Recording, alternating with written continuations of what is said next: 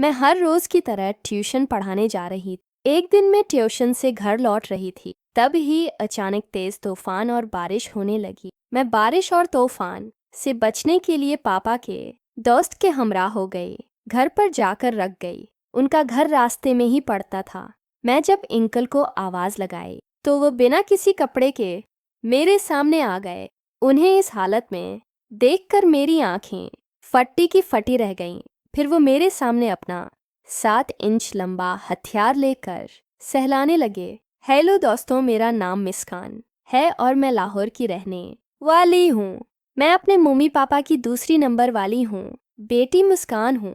वैसे तो हम 3 बहन 2 भाई हैं मेरे। दोनों भाई हम 3 बहनों से छोटे हैं। मेरे परिवार में 7 लोग हैं। मेरे पापा दवाई मैं काम करते हैं और मेरी मम्मी हाउस वाइफ है। मम्मी हम लोगों के साथ रहती हैं।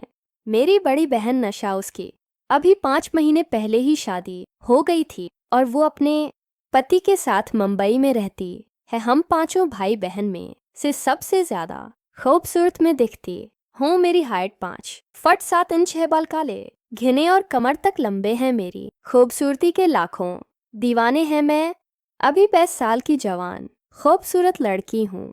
मुझे जो भी कोई देखता है तो वो अपना होश खो बैठता है और मेरे लेने की कोशिश करने लगता है। मैं अभी भी काम कर रही हूँ और ट्यूशन भी पढ़ती हूँ। मैं पढ़ने में बहुत अच्छी हूँ और हर क्लास में फर्स्ट आती हूँ।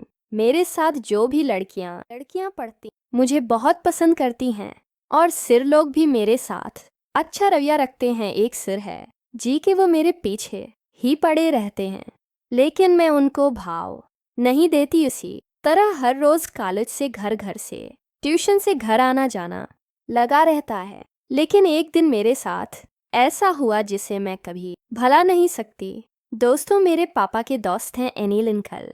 वो हमारे घर पर आते जाते रहते हैं और इनसे एक अलग ही लगाव हो गया है, जैसे वह हमारे घर के एक सदस्या हूँ। मेरे पापा दबी में रहते हैं और घर पर अगर कोई ज़रूरी काम रहता है तो पापा अनिल अंकल को बोल देते हैं और वो हमारी प्रॉब्लम सॉल्व कर देते हैं।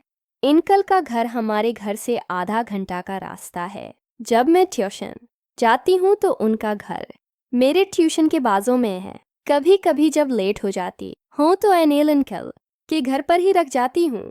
अंकल अभी काफ़ी हैंडसम लगते हैं और उनकी शादी भी हो चुकी थी, लेकिन उनकी पत्नी किसी और के साथ भाग गई, जिससे अनिल अंकल को बहुत दुख हुआ और अब वो दूसरी बार शादी नहीं करना चाहते हैं।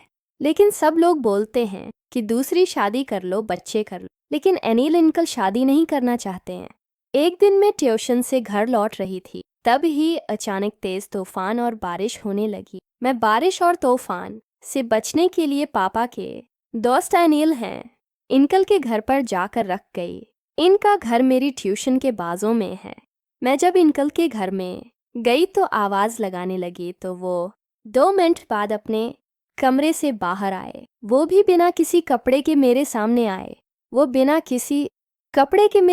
आए तो इनका पूरा जिस्म दिखने लगा। मैं उन्हें इस हालत में देखकर आंखें फाड़ के देखने लगी और फिर वो मेरे सामने अपना 7 इंच लंबा हथियार लेकर सहलाने लगे और वो मुझे अपने कमरे में लेकर गए। इनका इतना बड़ा इज़ू देखकर मैं हैरान रह गई। इन्होंने मुझे आगे पीछे खूब तसल्ली से 14, जिससे मुझे बहुत मज़ा आने लगा। पहली बार मैं चेकी, लेकिन आहिस्ता आहिस्ता मुझे सब कुछ अच्छा लगने लगा। अंकल शराब के नशे में थे, लेकिन वो पूरी तवानाई से अपना काम कर रहे थे। इनके करने का अंदाज मुझे बहुत पसंद आया और वो तकरीबन 2 घंटे तक मुसलसल करते रहे। फिर अंकल का नशा उतरने लगा और वो नॉर्मल हो गए।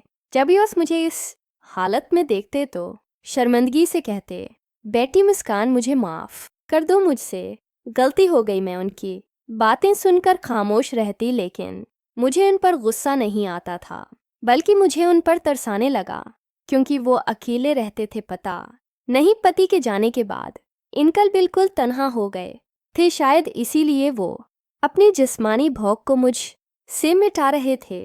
अंकल ने मुझसे कहा, मनीषा, ये बात किसी से मत कहना, वरना हम दोनों की बहुत बदनामी हो जाए।